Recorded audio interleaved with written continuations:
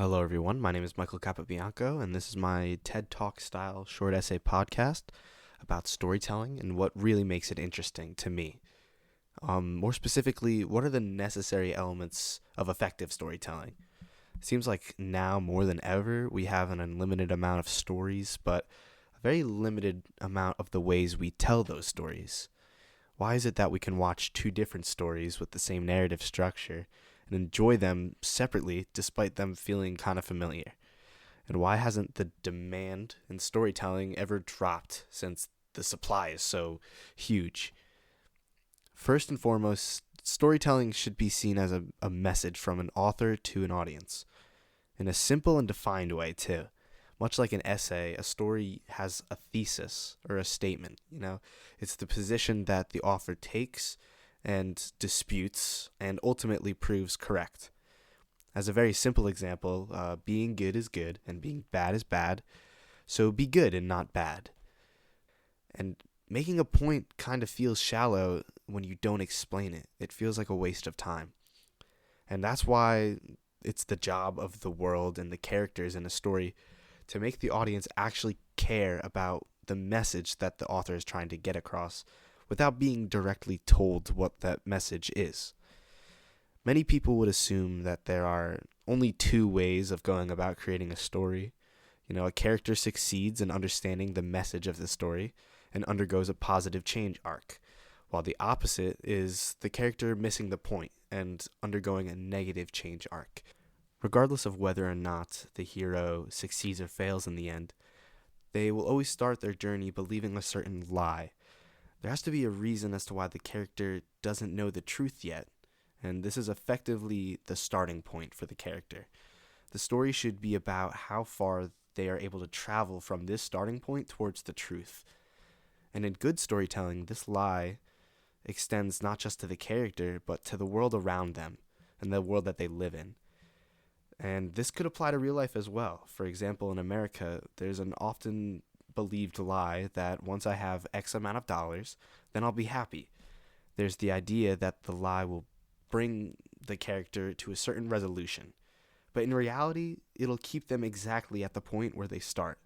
And the character will seek this lie until they eventually learn the truth.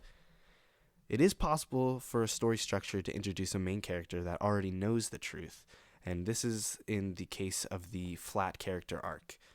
It's like when an unstoppable force meets an immovable object. The character embodies the truth because the lie extends to the world around them and excludes them. Regardless of whether or not the character believes in the truth or believes in the lie, they will find themselves being worn down by their opposing position until they reach the midpoint. And when the character is worn down the most is when the story is subject to the greatest change. The midpoint is the ultimate deciding factor as to a character's fate. Around the midpoint of the story is when the character's conflict has been seen to escalate to its peak. The argument between what is right and what is wrong can no longer exist together, and the character must choose one. In many Shakespeare stories, the fates of the characters aren't random. In fact, a lot of the time, it feels like Romeo and Juliet's fate are being stuffed down your throat. Their fates are foreshadowed by their actions, and it plays off of what the audience knows a character can and can't get away from. When a curse is placed on the two houses of Romeo and Juliet around its midpoint, the fate of the characters has already been decided by the actions leading up to that point. Falsehood leads to conflict, and conflict leads to decisions.